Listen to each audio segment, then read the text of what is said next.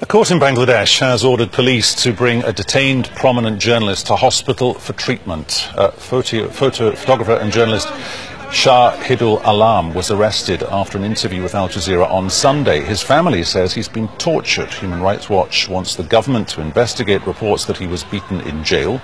Students have been demonstrating for 9 days for tougher traffic laws. Joining us live now from Dhaka is the Bangladeshi Information Minister, Hasanul Haq Inu. Minister, can you promise us that this reporter, this photographer journalist, will indeed today go from, in effect, court/police custody to a hospital?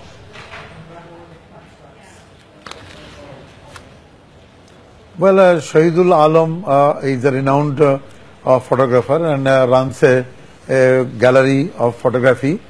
He has been picked up by the police. It's a fact and a correct story. But the other part is that he has been taken to the hospital, but I don't think so. He has been beaten up in the custody, but our law says that if he is beaten in the custody, the responsible police officer will be prosecuted. Does that mean that he'll be? Does that mean he'll be in a hospital today or not?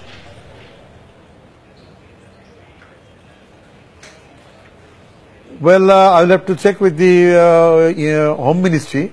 I cannot exactly give you the details, but if there is a court order, then the government will comply with the court orders. Does your country and do you as an individual believe in a free press? Just let me finish the point, sir, if I may. Do you believe in a free press? Because looking at the tapes, this man was doing nothing wrong. He was standing at a distance. He was photographing the teenage protesters. That was the only thing he was doing.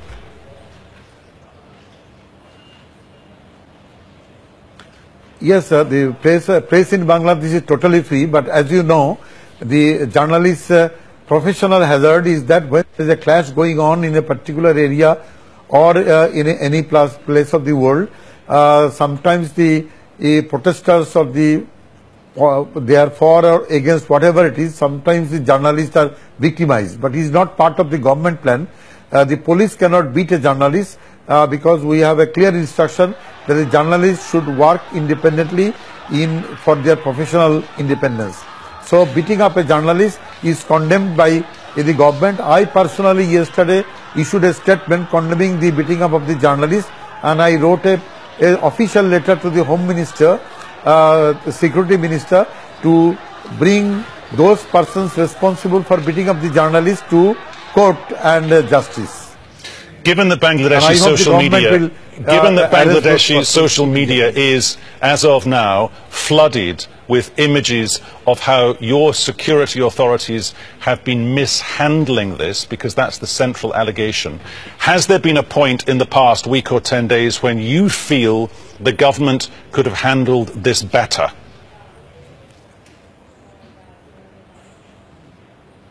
Well, if you look at the children's movement of safe roads, that has been clearly handled in a very amicable manner. Our Prime Minister Sheikh Hasina clearly instructed the law enforcing agencies to take care of the children. And if you look into the details of the first 5 days, there is no such incident on the roads. The children were there. The police were protecting them, helping them to check the vehicles. But at the fag end, when the agreement was done, the demands were met and the government has started executing the demands. Then at the fag end, certain vested quarters tried to divert the movement for political personal interest. But that is Minister, you're being slightly disingenuous there, are you not? Just to interrupt you again, sir. You are being slightly disingenuous there, because the reality of the situation is this. You had a spontaneous, leaderless movement calling for better road safety being enacted, or framing it in terms of legislation, because 2 people were killed by a speeding bus. That's an established fact.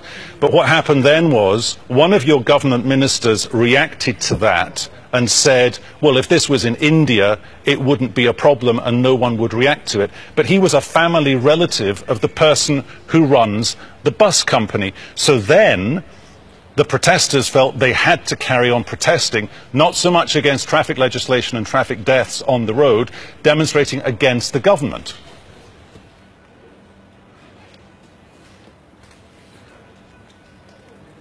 Hello, I cannot. Hello, hello. Hello, Minister. Can you hear us? Hello. I don't. Okay, I got. Yes. Now I can hear. Let me answer this question. Yes, the fact is, my colleague, the Minister Shahjahan Khan, did smile, reacting to the killing of the children by bus, and immediately the next day he was ordered to say sorry, and he said sorry for that publicly, and went to the children's house and to give condolences to the family. So the point is that the children asked for a sorry, and the minister said sorry, and that has been settled up. So the government then concentrated on the 9 demands raised by the children for road safety, and we think they are very genuine demands, and the Prime Minister did agree to comply and execute all the demands. So the children had no confrontation with the police forces. There are sporadic incidents on the 5th day in certain parts of Dhaka, as far as I remember, in 3 parts. One is in front of the ruling party's Awami League's office. So there is this confrontation. Confrontation is not against the children. It is a sporadic confrontation incited by a certain vested quarters, where a few students may be injured. But as far my report goes, the persons who have been injured this side or that side, all have been released after giving first aid.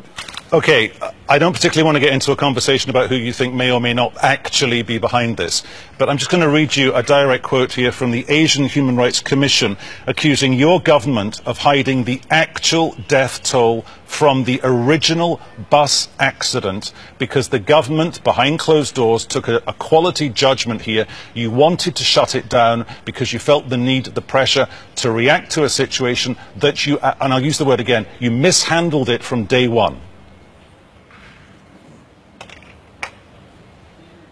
I don't think so. It was a large movement by the children. The government never mishandled it. All the children are happy. They went back to the schools. And the allegation of mishandling the situation, I think, is not to